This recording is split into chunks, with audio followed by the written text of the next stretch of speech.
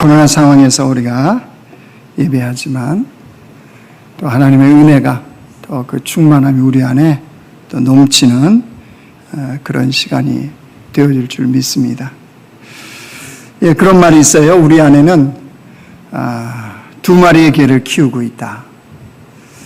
가정에서 아마 강아지를 키우시는 분들도 많겠지만 모든 사람이 두 마리의 개를 키우고 있다고 그럽니다.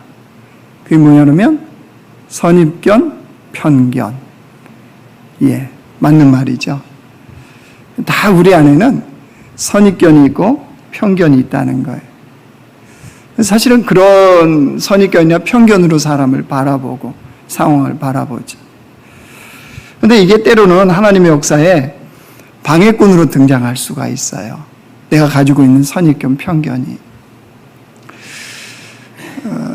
제가 이렇게 선입견을, 편견을 갖고 사람들을 가장 많이 볼 때가 언제인가 이렇게 봤더니 조급증이 일어날 때.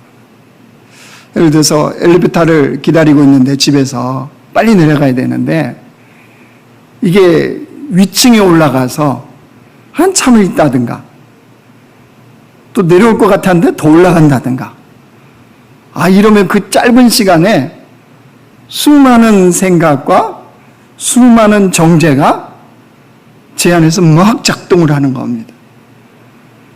그거 하나하고 또 하나는 그 새벽에 보면 차들이 별로 없으니까 자동차들이 신호를 무시하고 이렇게 가는 차들이 있어요.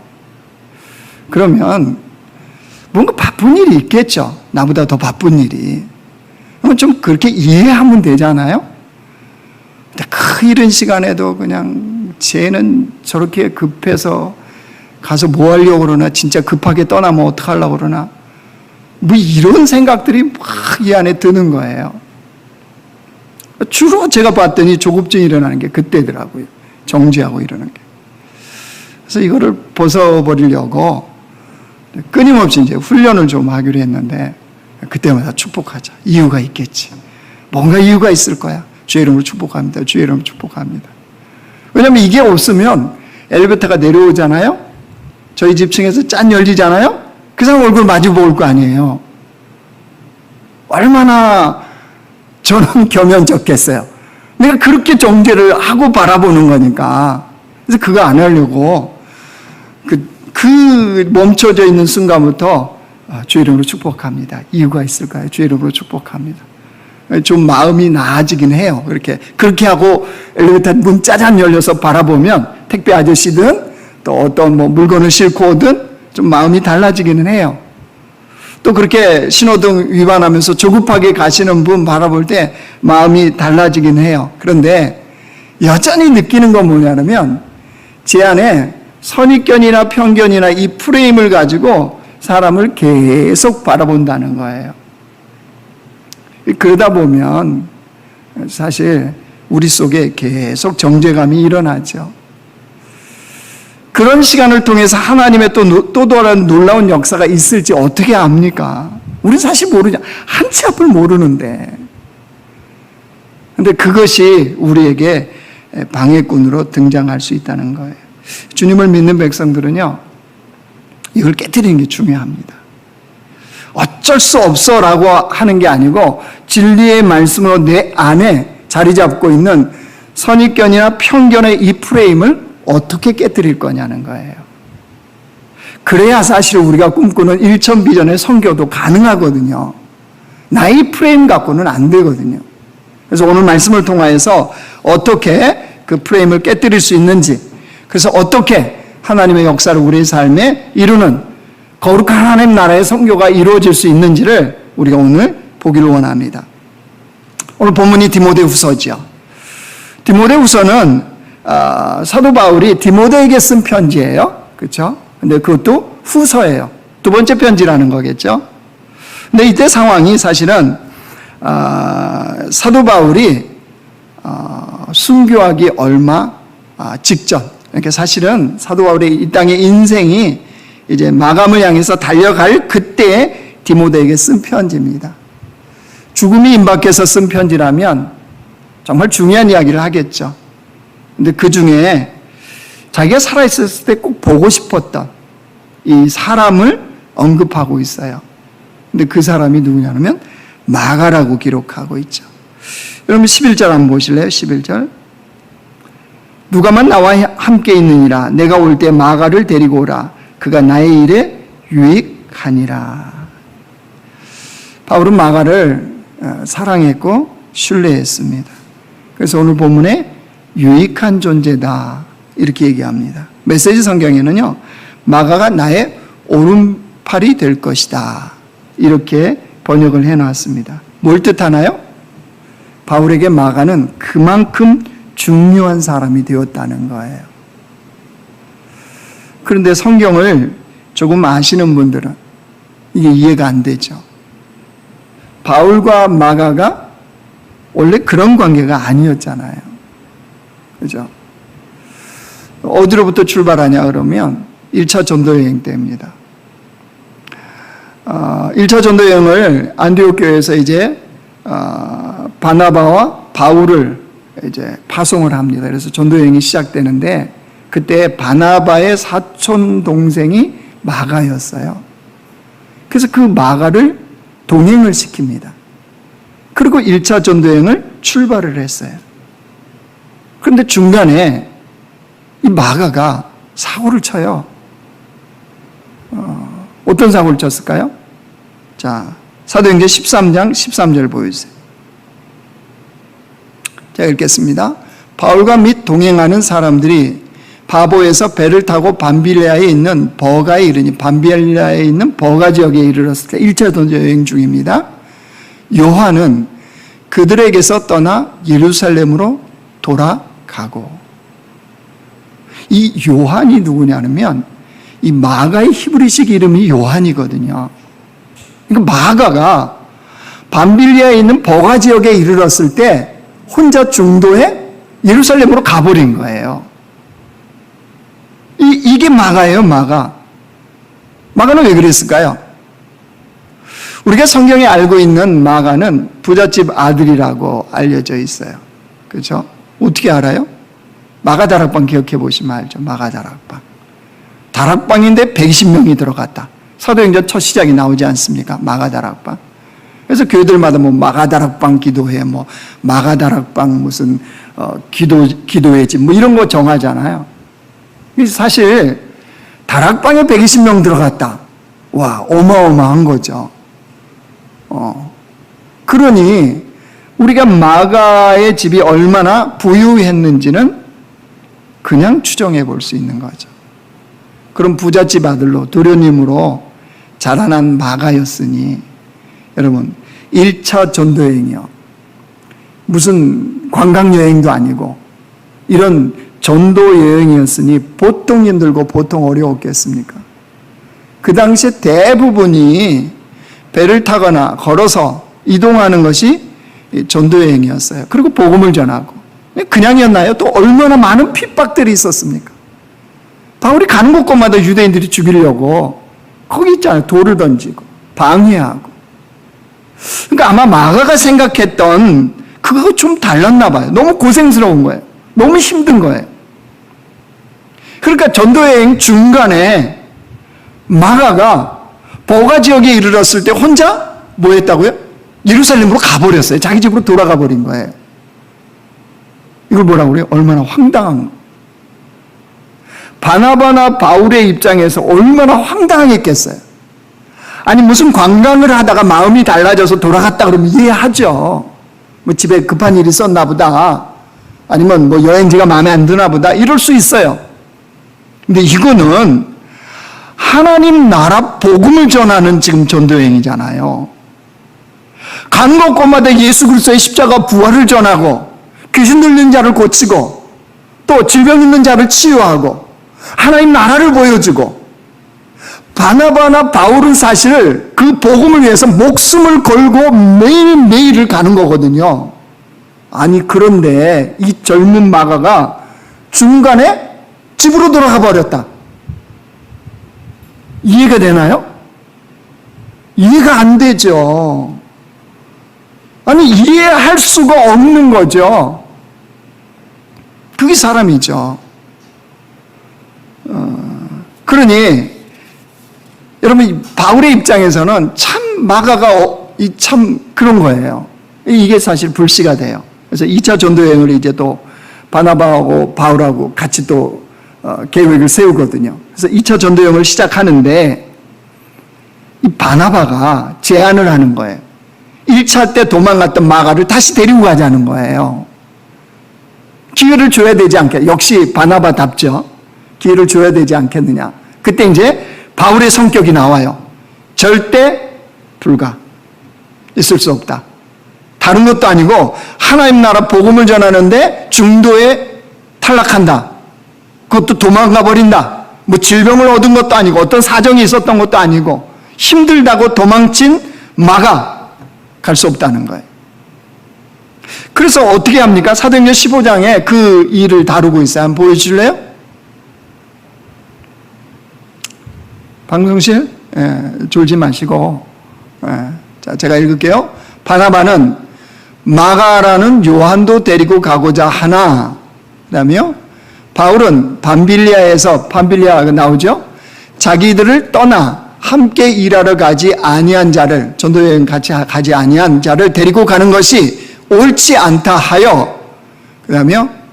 서로 심히 다투어 피차 갈라서니 바나바는 마가를 데리고 배 타고 구브로로 가고, 바울은 신라를 택한 후에 형제들에게 주의 은혜의 부탁함을 받고 떠나 어디로 갔어요? 수리아와 길리기아로 다니며 교회들을 경고하게 하니라. 2차 전도여행이 지금 어떻게 됐다고요? 두 팀으로 갈라진 거예요. 결국 바나바는 마가 데리고 갔고요. 바울은 반대했기 때문에 신라를 데리고 반대 방향으로 간 거예요. 방향도 달랐어요.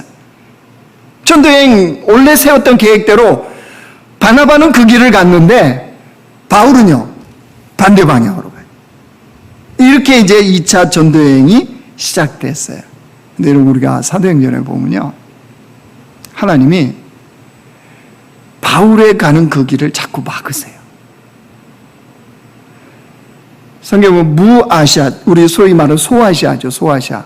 소아시아로 이렇게 가려고 하는 그거를 성령이, 주의 영이 막으심에 계속 막아요. 근데 바울은 가고자 애를 써요. 왜? 원래 계획이었으니까. 근데 성령이 자꾸 막아요. 그래서 바울과 신라가 결국 도착한 게 어디냐면 마게도냐예요, 마게도냐. 요즘으로 얘기하면 어디예요? 그리스예요, 그리스. 이게 뭐냐면요, 소위 말해서 바울의 이 2차 전도 여행의 목적지, 이 방향은 어디였냐 그러면 소아시아 지역이었어요. 그런데 이 마게도냐는요, 유럽 대륙이에요. 전혀 계획에 없던 이곳을 성령께서 유럽 대륙으로 딱 바울을 들어가게 하신 거예요. 계획에 없던 일이 벌어진 거예요. 근데 놀라운 것은 여러분, 사도행전이 사실 그 바울의 그 여정을 담고 있어요. 바나바하고 마가가 갔던 거는 이렇게 없어요. 그런데 성경의 이 포커스가 어디를 맞추냐면 바울과 신라가 갔던, 왜 빌립보 감옥에서 그 간수 이게 구원받은 그 기록 아시지 않습니까? 바울과 신라가 찬송했더니 감옥 문이 열린 그게 지금 2차 전도여행 기간에 일어난 거예요. 그러니까 사도행전에 보면 바울이 2차 전도여행 그렇게 방향을 틀어서 갔을 때 놀라운 복음의 열매들이 어떻게 드러났는지를 잘 기록하고 있어요. 누가 의도했던 바가 아니라고요? 바울이 의도했던 방향이 아니에요. 더불어서 바울이 2차 전도여행을 하다가 중요한 걸 하나 깨달아요. 복음이 땅끝까지 전해져야 되는데 주님이 자기를 이 말년에 땅끝이 어디냐? 바울이 그 당시에 깨달았던 땅끝은 바로 로마였어요. 그래서 자기가 3차 전도여행의 마지막을 로마에 들어가서 복음을 전해야 되겠다. 이 결단을 언제 하느냐? 2차 전도여행 때예요. 그리고 바울이 결국 로마로 가서 셋집에서 복음을 담대하게 거침없이 전하니라. 그러면서 사도행전이 딱 마감되잖아요. 자, 이런 여정들이 바울에게 있었던 거예요. 자, 이런 여정들을 하면서 복음을 전하면서 바울이 이제 드는 생각이 있었던 거예요. 여러분, 왜 사람은 시간이 되어지면 자기 살아온 삶에 대해서 이렇게 뒤돌아보잖아요. 우리도 뭐 여행지 가거나 무슨 결혼 기념일 있으면 뭐 20년 살았다 그러면 20년 동안 부부가 살아온 길에 대해서 서로 이야기도 해보잖아요. 그때 그런 일이 있었지. 참 그때 우리 셋집에서 하면서 어려웠지. 주인의 핍박이 많았지. 뭐 뛴다고 위아래층 갈등 많아. 뭐 이런 여러 이야기 해보잖아요. 바울이하고 왜 안 그렇게 했어요? 인생의 여정을 이렇게 쭉 자기가 돌아보니까 중요한 사실을 하나 깨달았어요. 자기 인생의 결정적인 그 순간에 2차 전도여행의 방향이 틀어지고 2차 전도여행에서 성령의 그 역사를 경험하고 다시 3차 전도여행에 로마를 품게 된 그 일에 단초를 제공한 사람이 떠오른 거예요. 진짜 의외였어요. 바울은 전혀 생각하지도 못한 의외의 인물을 주님이 떠오르게 하신 거예요. 그게 누구였어요? 마가였어요. 말도 안 되지요. 그냥 우리는 그냥 보면은 성령의 이끄심이지, 성령의 역사하심이지, 뭐 그래, 그럴 수 있어요. 근데 주님이 사람을 통해서 역사하시잖아요. 환경을 통해서 어떤 일을 통해서 하시지, 주님이 아무것도 없는데 막, 물론 그럴 때도 있긴 하죠. 그런데 사람을 통해서 일을 행하시잖아요. 바울이 그 인생을 이렇게 돌아보니까요, 2차 전도행 그 시작점에 단초를 제공했던 사람이 누구냐면 마가였어요. 마가. 바울도 인간적으로 감정적으로 이해가 안 되는 의외였어요. 진짜 의외였던 겁니다. 마가? 그 마가가? 근데 부인할 수 없는 거예요.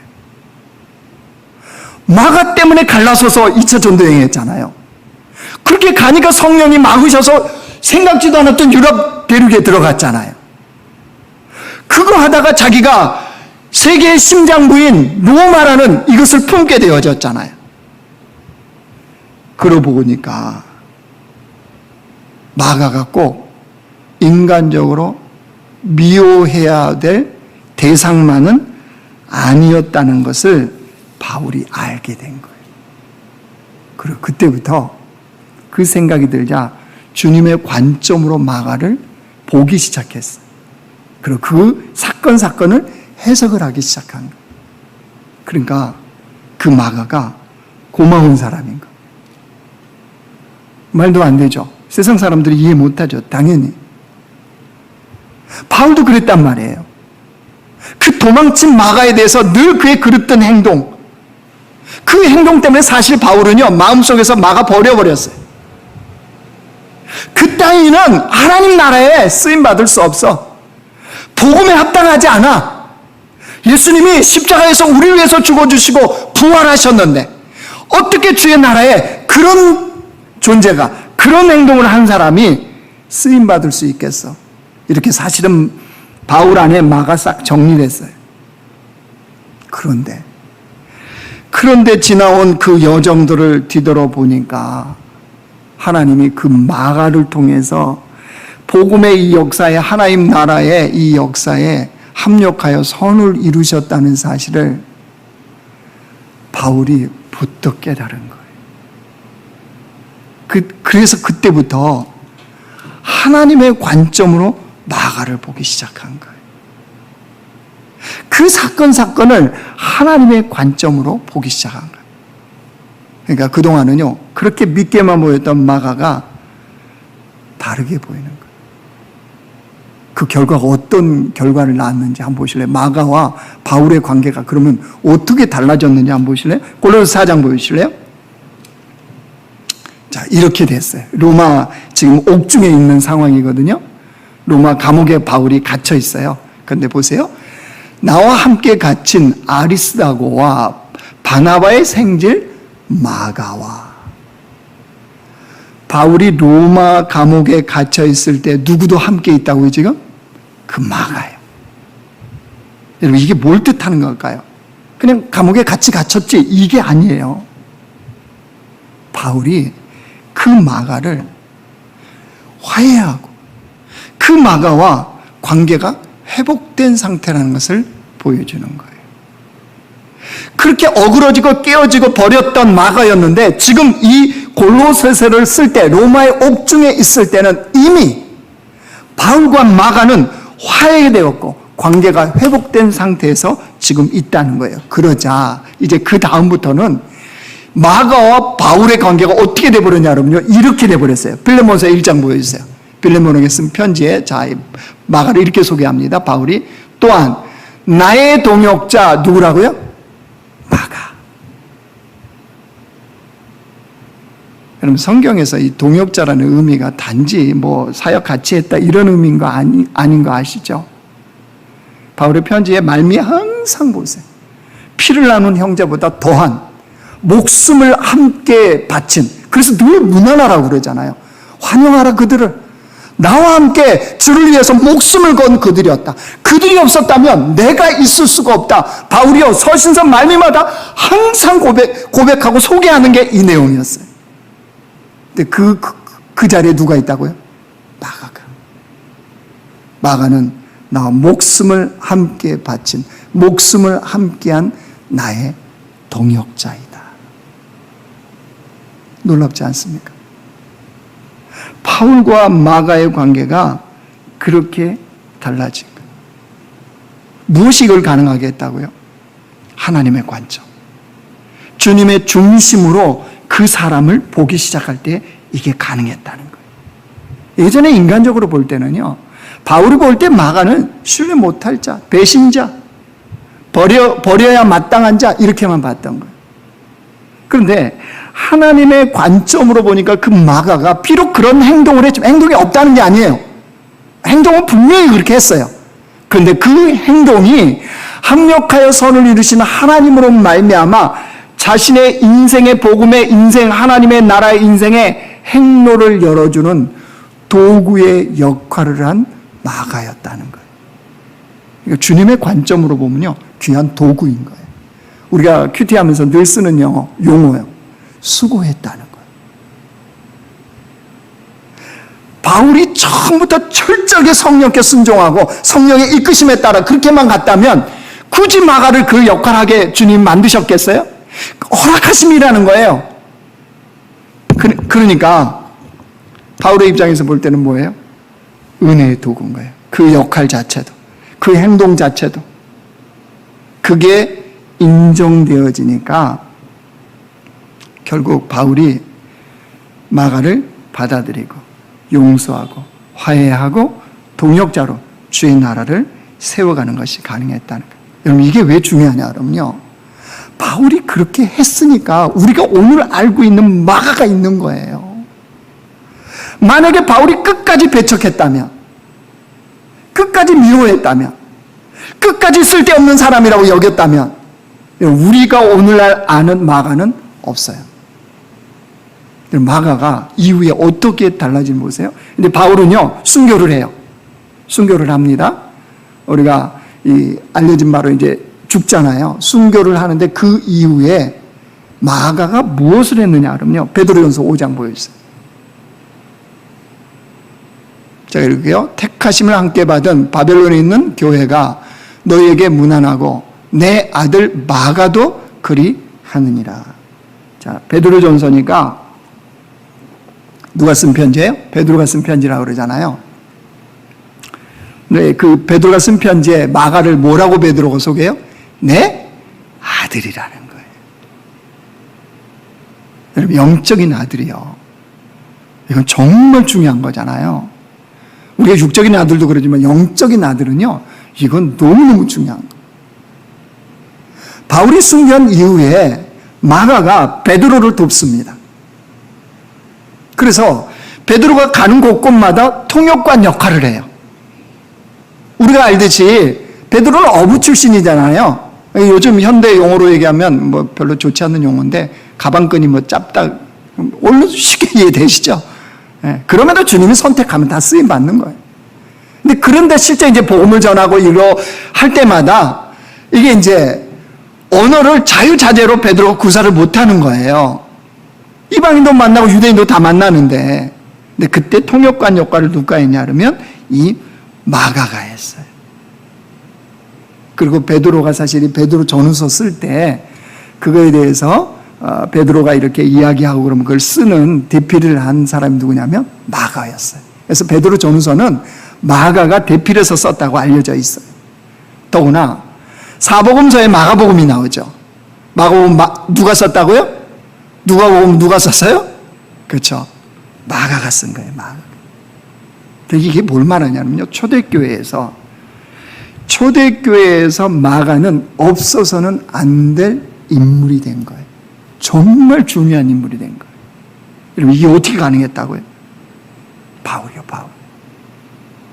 만약에 바울이 마가의 과거의 잘못 그것을 계속적으로 기억하고 계속적으로 배척하고 계속 무시했다면 오늘 우리가 아는 마가는 없어요. 없어요. 그러니까 바울이 마가를 이렇게 받아들여 준 거 얼마나 중요한지 몰라요. 이제 말씀을 정리하려고 합니다. 자, 우리 삶을 한번 코로나 때니까 얼마나 좋습니까? 여러분 인생에 오늘을 기점으로 해서 과거의 삶을 한번 쭉 한번 좀 뒤돌아보십시오. 특별히 좋은 기억들은 잘 안 나는 게 우리의 본성이잖아요. 좀 나쁜 기억 괜찮아요. 좀 나쁜 기억들을 쭉 한번 뒤돌아보십시오. 그럼 분명히 걸리는 마가가 있어요. 살아오면서 내게 어마어마한 경제적 손실 끼쳤던 사람이 있어 없어요? 있어요. 내 자존심에 상처 준 사람 있어요. 인간이 어떻게 저럴 수가 있어? 납득이 안 될 정도로 배신했던 그 사람 있어요. 살면서 되도록이면 내가 그런 일은 만들지 않을 거야. 그를 마주치지 않을 거야. 이런 사람 다 누구라고요? 마가예요, 마가. 내 인생에 우리의 삶의 마가인 거예요. 그러면 오늘 메시지가 뭐예요? 그 마가를 하나님의 중심에, 하나님의 관점으로 보면 다르다는 거예요. 은혜의 도구요 수고를 했다는 거예요. 여러분 이때에 우리가 오늘 본 마가가 탄생되는 거예요. 근데 우리 마음속에는 자꾸 내 중심으로 내 생각으로 보죠. 그러니까 뭐라고 이렇게 설교를 아무리 해도 우리 마음속에 작동하는 선입견 편견은 계속 뭐라고 얘기합니까?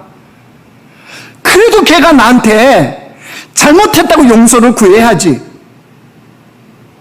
자기의 잘못을 인정해야지. 그래야 내가 품어주든 용서하든 화해하든 동역자로 삼든 하지. 사람이 기본이지. 이렇게 말하잖아요.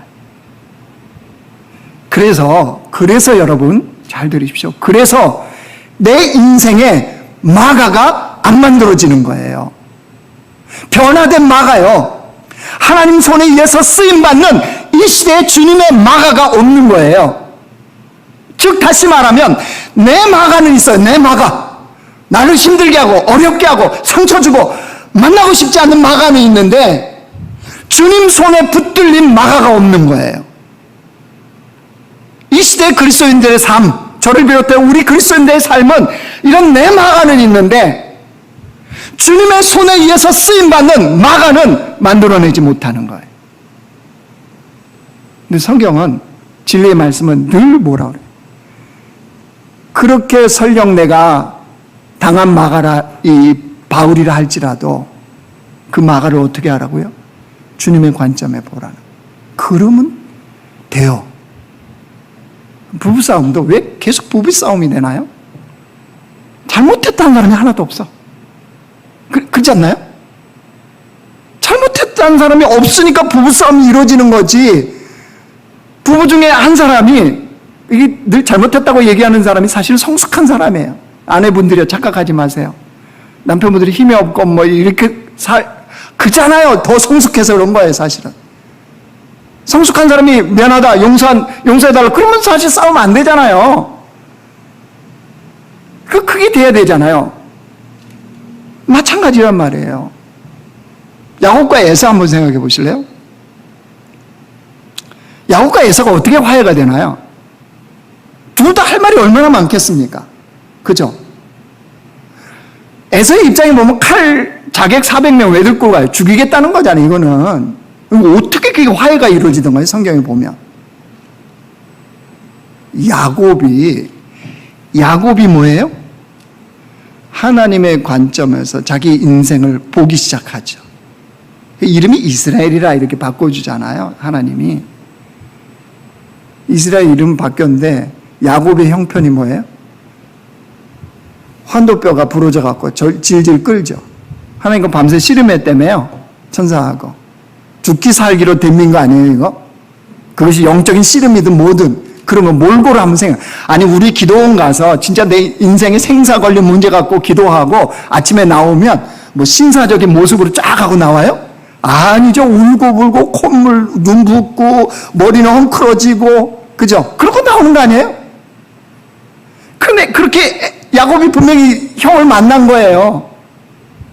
근데 뭐 다른 상황이 필요가 없잖아요. 그거 분이엘의 아침이라고. 짜잔! 화해가 되잖아요. 뭐 20년 동안 어땠느냐, 네가 과거에 이런 말이 있어요? 없어요. 그죠? 그게 가능해지잖아요. 그러니까 여러분, 우리 인간적으로 네가 그래도 잘못했다고 구해야지, 인정해야지. 그렇게 해서는 마가가, 하나님이 쓰시는 마가는 이루어지지 않아요. 그러니까 우리 자신이요. 그래서 1부에 마치고 2부 들어오려고 생각해 보니까 내 인생에 나는 늘 나의 마가가 누군가 이것만 생각했는데 부뚝 깨달아지는 게 있더라고요. 내가 누군가에게는 마가 역할을 했겠구나. 그것도 있어요, 여러분. 꼭 내 마가들 저것들이 그렇지만 나도 누군가에게 그 못된 짓을 했다든가 상처를 줬다든가 분명히 했어요. 안 그래요? 다 묵상됐으면 그 얘기하고 했을 텐데 그러다 2부에 올라왔어요. 무슨 얘기예요? 주님은 그 마가는 내가 품어주고 용서하고 화해하면 하나님이 이렇게 쓰시는 이 시대에 마가가 있다는 거예요. 우리가 그거 하라는 거예요. 성교, 거룩한 하나님의 나라, 그런 백성들로 출발하는 거예요. 가정에서도, 직장에서도, 교회에서도, 우리 주변에 얼마든지 있어요. 또 성교 축제 가면요, 여러분 그런 사람 만나요. 자기 인생에 마가가 있다는, 상처 준 자식이든 부모든 동네 사람들 만나요. 그들에게 알려줘야 될 거 아니에요, 이거를. 그죠? 그러기 위해서는 우리가 먼저 그 마가의 문제, 내 인생의 마가의 문제를 풀어내는 주의 백성들로 우리가 서기를 원합니다. 그럴 때 하나님이 쓰시는 마가는 나를 통해서 또 세워지는 거예요. 여러분, 요 단계까지 우리 나갈 수 있는 공동체가 되기를 주의 이름으로 축원합니다.